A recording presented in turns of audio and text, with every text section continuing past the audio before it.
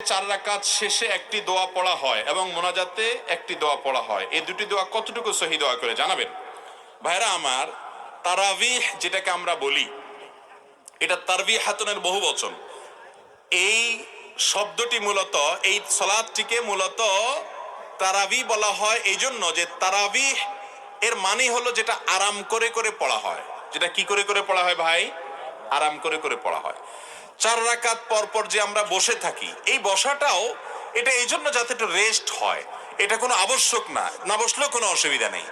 তো এই যে চার রাকাত পর পর দোয়া আমরা পড়ি সুবহানাজিল মুলকে ওয়াল মালাকুতে, এবং শেষ পর্যন্ত পুরা দোয়া আমার জানাও নাই আসলে, এই দোয়া কোনো হাদিসে বর্ণিত নাই। মুক্তাদি বেচারার তো কোনো ডিউটি নাই, তারাবিতে কোনো ডিউটি আছে? হাফেজ সাহেবরা তুফান মিল পড়ে যাচ্ছে, সে তো দাঁড়ায় রয়েছে পিছনে, কোনো কাজ আছে তার? পুরো নামাজ বলতে গেলে সে রেস্টই করতেছে, একরকম কোনো কাজ নাই, তো শুনতেছে শুধু, তাই না? মুখ দিয়ে ফেরা ছুটতেছে তো হাফেজ সাহেবের, মুক্তাদি সাহেবরা তো সব চুপচাপ। সালাম ফেরানোর পর চার রাকাত পরে সালামটা ফিরাইতে না ফিরাইতে সবাই মিলে তালে তালে সুবহানাজিল মুলকে দিলেন টান। তো এতক্ষণ তো বেচারা রেস্টে ছিল, এখন না বরং কষ্ট হইলো, ঠিক না ভাই? ঠিক। তাহলে এই বসাটা যে রেস্টের জন্য, রেস্ট হলো কোত্থেকে? আর খোলাসা কথা হলো, চার রাকাত পরে যে দোয়া পড়ি আমরা, এই দোয়া কোনো হাদিসে বর্ণিত বা এই টাইমে পড়ার জন্য কোনো নির্দেশিত বিষয় নয়। ইসলামে কোনো কিছু কোরআন হাদিস যদি না থাকে, নিজেরা যদি সেটাকে ইবাদত বানিয়ে নেই, কোরআন হাদিসের ফরম্যাটের মতো করে নেই, তাহলে সেটার কারণে সব না হয়ে বরং গুনাহ হওয়ার শঙ্কা আছে। এই জন্য সাবধান থাকতে হবে। চার রাকাত পরে কোনো দোয়ার শিক্ষা ইসলাম দেয়নি আমাদেরকে, কোরআন হাদিস দেয়নি, আপনি কেন ওটা বানিয়ে পড়বেন? আমাদের অনেক যুবকরা আছে, যুবক তারাবি পড়ে না। কিরে বাবা কেন তারাবি পড়তে যাস না? হুজুর এখন ওই যে তারাবির দোয়া মুখস্থ করতে পারিনি। আছে না নাই?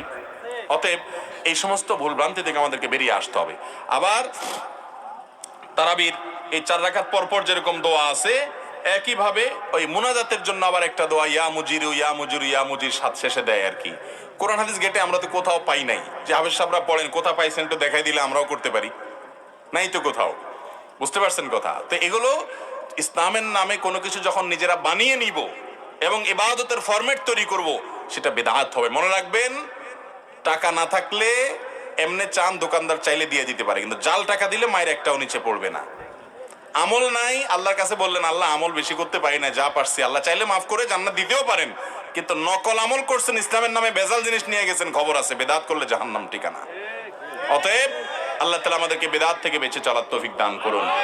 আপনি বলবেন বাপদাদা 14 গোষ্ঠী করে আসছে, এখন আবার নতুন নতুন কথা শুনি।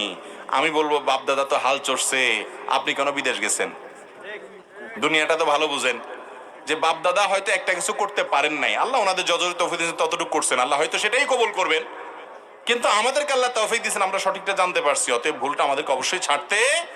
আমাদের বাপদাদারা বেশিরভাগ ভালো কাজ করছেন আলহামদুলিল্লাহ, দু চারটা মানুষ হিসেবে তাদের ভুল হয়েছে, আমাদেরও ভুল হচ্ছে কিছু, হয়তো আমাদের পরবর্তী প্রজন্ম ছেলেমেয়েরা এসে ধরবে যে আমাদের অমুক হুজুরে অমুক বাপে এটা ভুল বলে গেছে। যদি ধরে কোরআন হাদিসের আলোকে ভুল প্রমাণ হয়, তাহলে আমাদেরটাও বাদ দিবেন, যেটা সঠিক কোরআন হাদিসের আলোকে গ্রহণ করবেন। মুসলমান কখনো অন্ধবিশ্বাসী হবে না।